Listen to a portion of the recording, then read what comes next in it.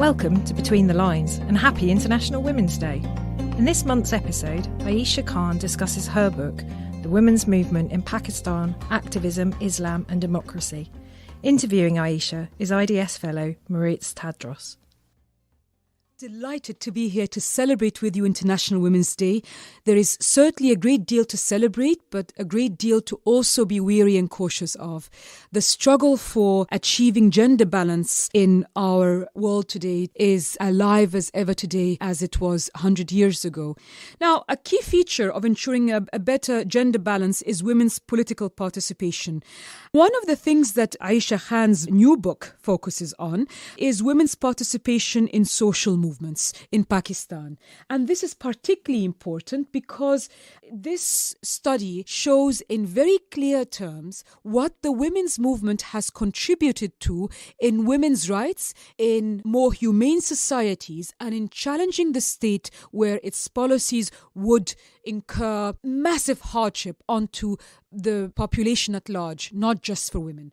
The book challenges the myth that women's movements are a Western export. Through her meticulous historical research and study, she shows how these women emerged and their ideas emerged from their local contexts, how it was through interactions and engagements with local parties, with movements, and with religious leaders that they came to recognize that women's rights are a fundamental aspect of locally led struggles for social justice. The other very important aspect of Ayesha Khan's work is the fact that she shows that the struggle against the influence of political Islam on the state, and when I say political Islam, we're not talking about those that purport to the Muslim faith. We are talking about political parties that appropriate religion in order for them to advance their own agenda and for them to come to office. And her study shows that those that have sought to Islamicize through political Islamist ambitions the state were doing so in ways that seriously undermined women's rights. This idea of a coexistence of a women-friendly political Islam with women's rights has been seriously challenged through the very strong empirical case studies that Ayesha presents.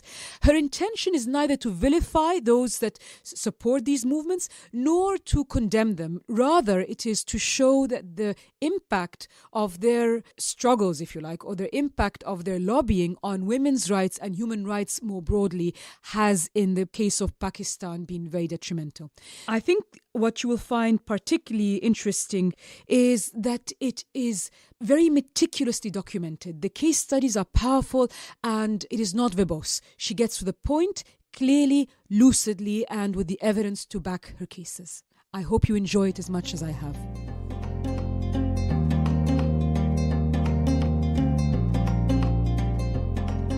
So, Ayesha, I just want to start by asking you, why this book and what is its context?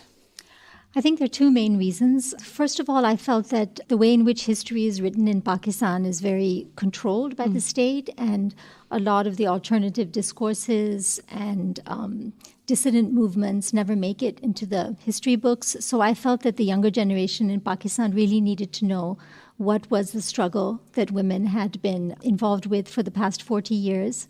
I also felt it was time to take stock of accomplishments and obstacles that we had faced, because initially we were discouraged that we couldn't reverse some of the damage that had been done during Zia's Islamization. But I think that now, if we take a long view of it, we can see that there have been some important breakthroughs, like women's entry into politics. And I wanted to explain the whole trajectory. And is there a particular relevance to this moment in history? Why now? Well, I think the urgency comes from the fact that the human rights discourse and arguing for women's empowerment within a secular framework and a rights-based framework, pushing for civil and political rights, is now somehow seen as a passé way of advocacy. And I think that in Western academia, certainly there's a lot of focus now on pious women and their engagement with their growth as part of a divine order. And I think that the politics of these groups has been lost as the interest in Islamist women has somehow gained after 9/11. So I felt that it was really important to show that, for our women's movement in Pakistan, human rights is a very central and bedrock of how we approach our politics, and that actually even pious women's groups have very serious politics that need to be addressed. Of course, this political moment is one where Pakistan's new Prime Minister, Imran Khan, has come to power, and he doesn't exactly have the credentials of someone who advances gender justice. Why? No, he doesn't. And in fact, we can, if we just look at the experience that he's had in governing one province, Khyber Pakhtunkhwa, which was very affected by Taliban-related violence in recent years, my research in that province, even separate from this book in particular, is that the PTI party has not got an agenda for women's progress. And they have, in fact, tried to stop domestic violence legislation in their province. At the national level, when many years ago the Musharraf government passed a Women's Protection Act, Imran Khan boycotted the vote. So we know that from actual policy and legislative stories that they do not have an agenda for women. And I think that's very worrying. And it has to do with some of the compromises that he's made with the religious right in order to get their sanction. And of course, in your book, though, you are also very honest in the sense that you don't deny that the women's movement in Pakistan has been largely associated with elite educated women. Is it really truly representative of women when it's led by elites? Well, I mean, there are two ways of looking at that. One is, why did this particular women's movement, it seems to be the mobilization of women that comes under the most scrutiny for not being representative of all women of Pakistan. So one question is, why should it be representative for all women of Pakistan? Why not let it be assessed on its own terms by looking at what has this elite women's movement managed to actually change in the state of Pakistan? And I think the accomplishments are manifold. So that's one answer to the question. The other is that there are many different types of gender mobilizations in Pakistan. And this one, although it might be elite, the interests that it has been concerned with have been expansive and have had to do with all disenfranchised populations in Pakistan. So they have not only been concerned with preserving their interests, and in fact, they have taken on the state in a way that other mobilizations have been very reluctant to do, certainly amongst the progressive left. And in describing the wider context in which such mobilization is happening, you describe how Zia has changed the education system in ways towards Islamizing it. And you draw very interesting linkages ideologically to the Saudi education system. Can you tell us the implications of that for the women's movement? Well, one of the people who actually did the most research on this was an activist from Women's Action Forum called Rubina Segal, in which she actually went through the curriculum as it changed during the 80s under Zia to show the kind of exclusionary discourse, anti-Shia, anti-Hindu, anti-Indian, sexist way in which the curriculum was Islamized. So I wanted to see, that was also the period where Saudi Arabia was spending a lot of money on propagating Wahhabi Islam. They were funding imams in our mosques. They were funding madrasas. They were even funding the government to Islamize the curriculum. So in my book, I compare it with some of the rhetoric in the Saudi curriculum, because feminists have also written on that. And I see the similarities. So I think that maybe some women have done work on this, but it's not generally known how directly the Saudi impact has come to change our society. And therefore you're telling us that what is represented today in Pakistani society as indigenous, as having roots in Pakistani religion and culture, is in fact an imperialist or at least an external influence. Yes, it is. And I think that we used to have a much more heterodox or syncretic approach to Islam. There were many different ways that were accepted of being Muslim in Pakistan, and I think now that our discourse has become very narrow, very exclusionary. For example, it's becoming increasingly anti-Shia.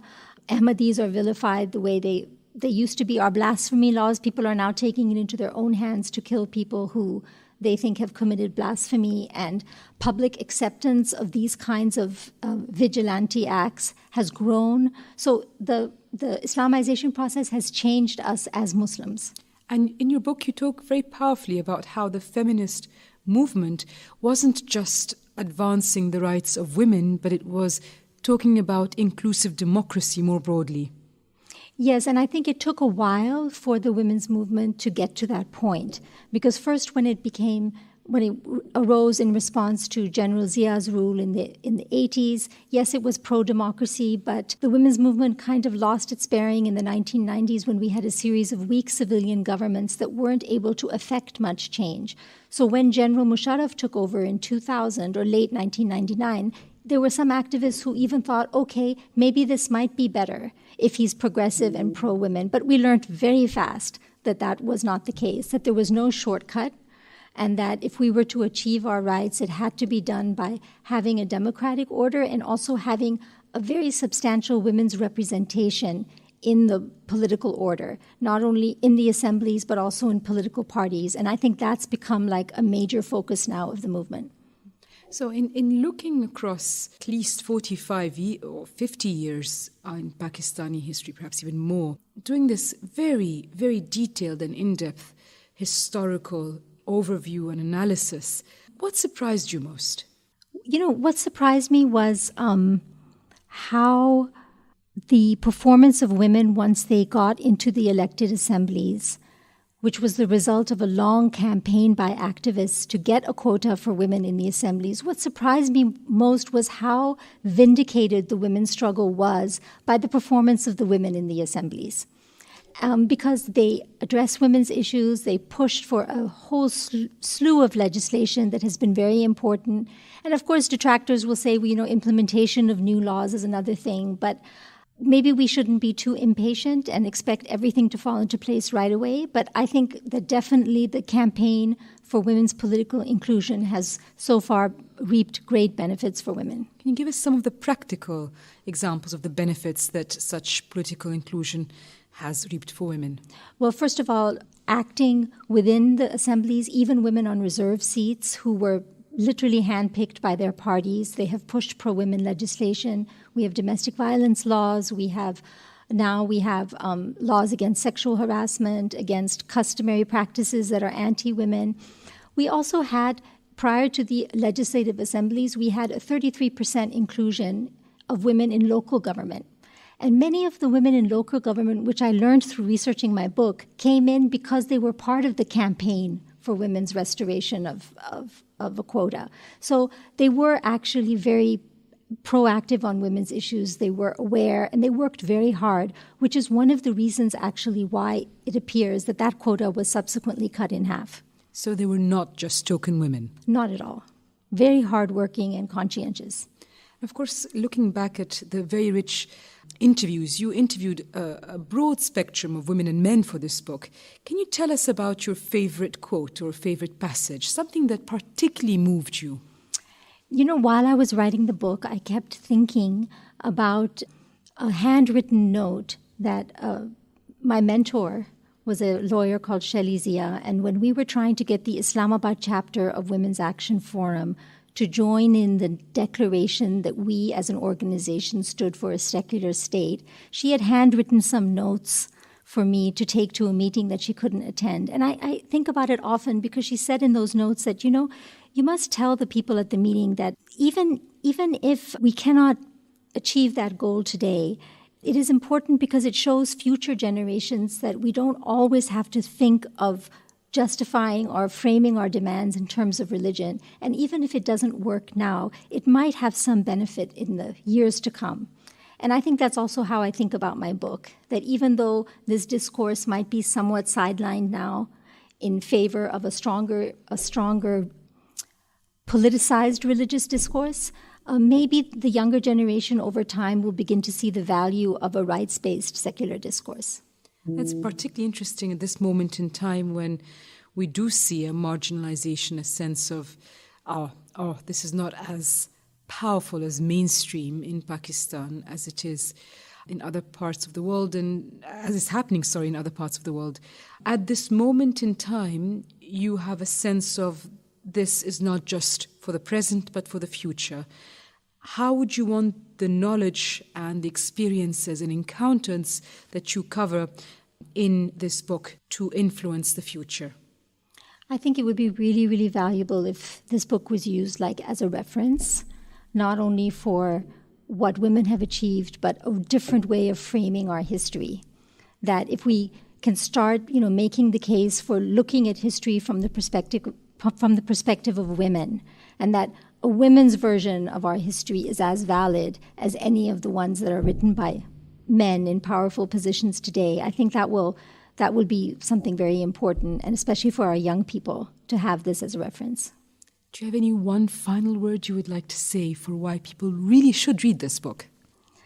I think people should read this book because I think it helps to reframe, and I would like to reinvigorate the rights-based discourse that is so integral to women's movements in different contexts, because I want to make the point that this is not a Western import. This is something that is really important to us, and maybe it's our turn to carry the torch for that if the West is kind of backing down from that.